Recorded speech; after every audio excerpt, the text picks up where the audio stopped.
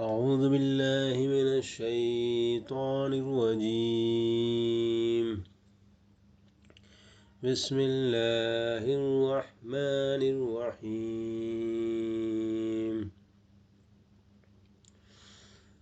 ومن أعرض عن ذكري فإن له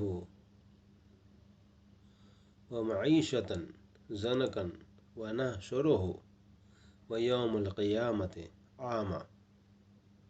صدق اللہ العظیم.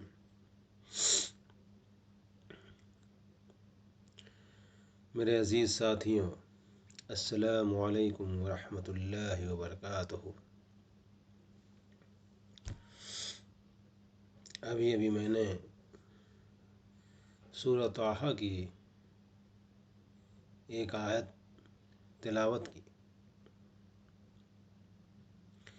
جس کا ترجمہ ہندی میں یہ ہے کہ اور جو میرے ذکر سے منہ موڑے گا